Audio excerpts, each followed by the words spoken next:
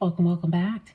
I am Zoe Flowers. Today is June 9th, and I am doing a reading for the week of June 9th, 2025. Now, of course, tomorrow we have a full moon in Gemini, but I'm not reading on that today. I'll read on it tomorrow. All right, so we're using our new spread. Oh, it doesn't have a name yet, but whatever. Okay. There's 8 positions. And so in the first position of sort of the overall theme of the week, we have ancestors. And man, I love this. We have ancestors. If ever there was a time to do ancestor work, now would be the time. And the theme of the week, we have Neptune that has gone into Aries, which I want to talk about a tiny bit with this, because Neptune does have to do with fog and like feeling foggy and illusion and delusion and the world of spirit. And so with that being in Aries, which is about action and movement, what I feel, let me just do a yes, no, just to see if I'm on the right track with what I'm going to say about Neptune and Aries. We got my wishes come true card, so that's a yes. So what I feel is this is a way to, utilize that Neptunian, that spiritual energy, that deeply spiritual energy to propel ourselves forward. So using the movement, the action, the energy, the vitality of Aries, right, which is, ruled by or corresponded to the planet Mars. Mars is warfare, weaponry, and all of those things. But what I would say is to use the other side of Aries, the courageous side, to again push forward your most spiritual ideas. Okay, so that's the theme. So then the house that's going to be lit up the most this week is the 10th house, okay? If I can find it. There it is, the 10th house.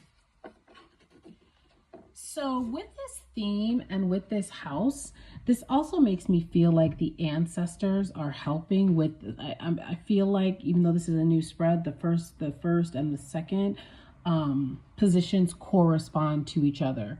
So the 10th house is our career, what we'll be known for in the world. And so I feel that the ancestors are, the theme is working with your ancestors, working with our ancestors to help us fulfill our divine destiny. And I'm hearing all for one and one for all. So that as you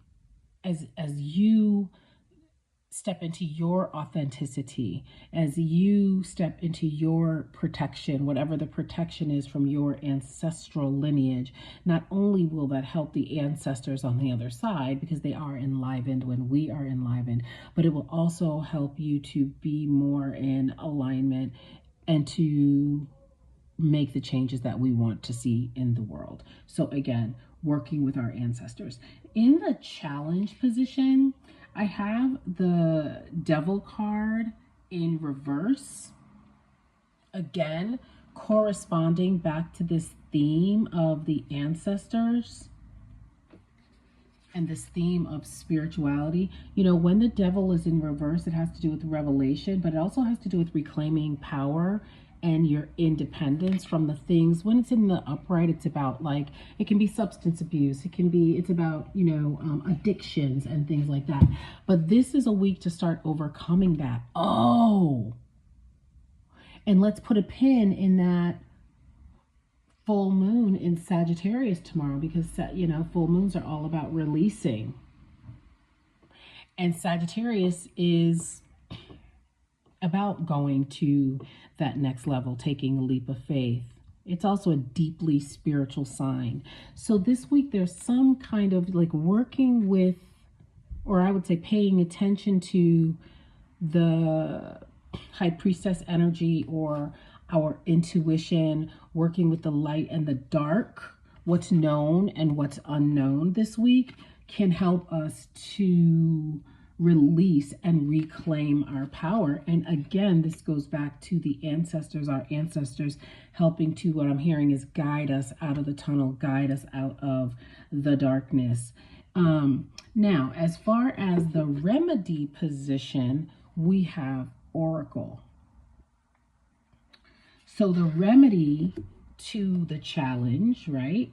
The challenge being reclaiming our power from the devil, is to, again,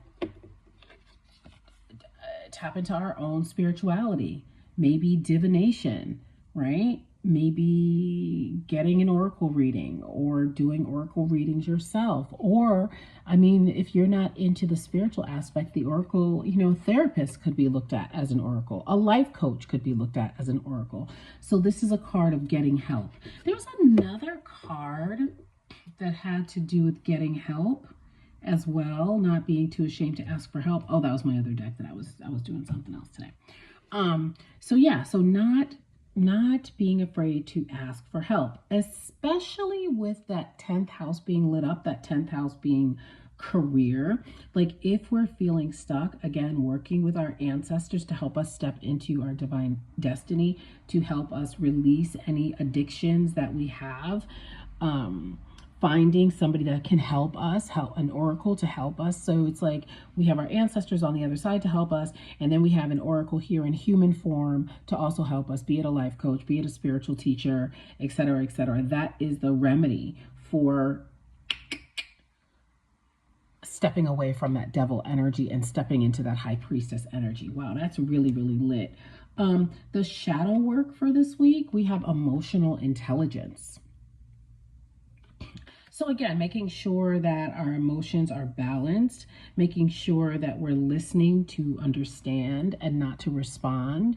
I'm also hearing making sure that we're not prejudging situations, because again, there's a lot happening, like the moon card, there's a lot happening behind the scenes that we may or may not be aware of. Don't want to hear it. If you find yourself being inundated with negativity, have enough emotional intelligence and respect for yourself to know when to step away from certain topics. And that's sitting right under the devil too, and the high priestess. So it's almost like having the wisdom to know that a lot of the things that's being said is just to sow chaos and to keep us addicted into a low vibrational frequency. I love that. Allies that can help us this week. So we have the heart. And it's sitting right under the oracle. So again, tapping into our own heart, letting our heart be our ally this week, the truth of our heart. And maybe you have to shut everything down with this don't want to hear it and tap into your own emotional intelligence so you can hear what your heart is trying to say. Excuse me. We also have the Eiffel Tower as an ally. And so for me, this feels like things that are foreign, like stepping out of your comfort zone, like maybe even foreign people will be your ally this week. Obviously geographically foreign, but again, also just people that are outside of your regular framework of communication. And again, the heart and the Eiffel Tower are sitting right under the oracle. So again, stepping out of your comfort zone and finding an ally that is foreign to you. Our ancestor guidance is home and hearth with Hestia here.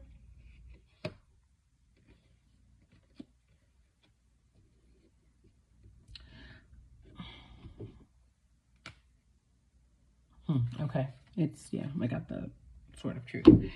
Because what I'm hearing is this is about being grateful for the home that you have. But there's also something to me with this holding this flame by the heart.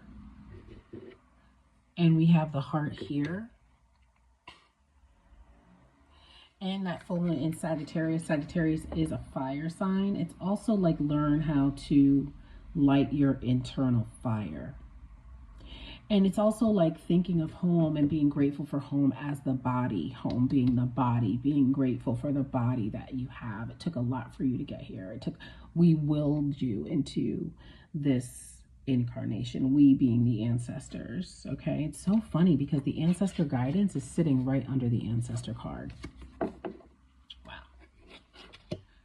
And then at the end of the week, the outcome we have is the 7 of Pentacles.